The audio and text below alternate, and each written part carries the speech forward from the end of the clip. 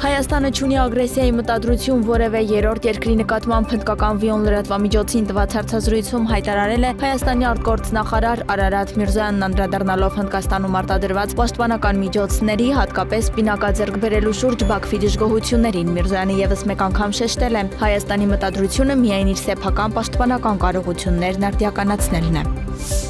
Փրկարարները հայտնաբերել են, որ ըմբող քաղաքացու դին ավելի վաղ հայտնել էինք, որ մարտի 11-ին ահազանգ էր ստացվել, որ Արաքած լեռան հյուսիսային գագաթին տեղի ունեցել ձնահյուս 9 անձից բաղկացած արշավախումբը մնացել է ձնահյուսի տակ, 8 դուրս են բերվել, իսկ մեկը անհետ կորել էր։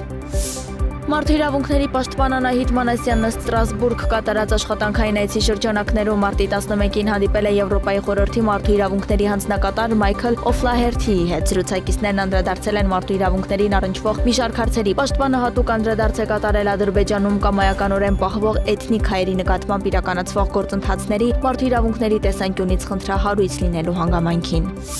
Ամերիկացի քրիստոնյա առաջնորդների կոալիցիան նամակ է հղել նախագահ Դոնալդ Թրամփին կոչ անելով վճռական քայլեր ձեռնարկել Ադրբեջանի իշխանությունների կողմից պահվող 24 քրիստոնյա պատանդների, 23 հայ քրիստոնյաների եւ 1 կրոնափոխ ադրբեջանցի քրիստոնյայի ազատարձակման համար։ Նրանց թվում է Ռուբեն Վարդանյանը, որը շարունակում է մնալ ծայրահեղ ծանր վիճակում, քանի որ նրա հացադուլը շարունակվում է արդեն 21-րդ օրը, ինչի հետևանքով առողջական վիճակը արագ վատանում է։ Իրենց ուղերձում ստորագրողները վկայակոչել են խոշտանգումների եւ շարունակվող բռնությունների մասին հավաստի հաղորդագրություններն ընդգծելով իրենց համոզմունքը, որ նախագահ Թրամփի ղեկավարությունը եզակի դիրք ունի այս ճգնաժամը լուծելու համար եւ որ արագ գործողություններ են անհրաժեշտ փրկելու քրիստոնյաների կյանքը։ Երևանում մեկնարկել են փողոցների լվացման ու մաքրման աշխատանքները, դրանք ընդգրկելու են նաև երկրորդական փողոցները, իրենց մեջ ներառելով Երևանի բոլոր վարչական շրջանները։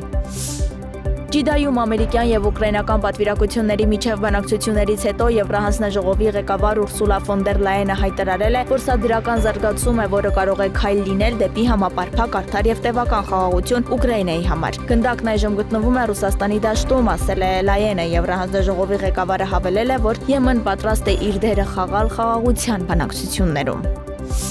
Իրանն ԱՄՆ նախագահ Դոնալդ Թրամփի նամակը չի ստացել, այս մասին TASNIM գործակալության փոխանցմամբ ասել է Իրանի արտաքին գործերի նախարար Աբբաս Արաղչին։ Միացյալ Նահանգների նախագահի նամակը գրվել է, սակայն մեզ դեռ չի հասել։ Որոշվել է, որ արաբական երկրներից մեկի բանագնացը շուտով այն կհասցնի Թեհրան, ասել է պաշտոնյան, առանց այլ մանրամասներ հաղորդելու։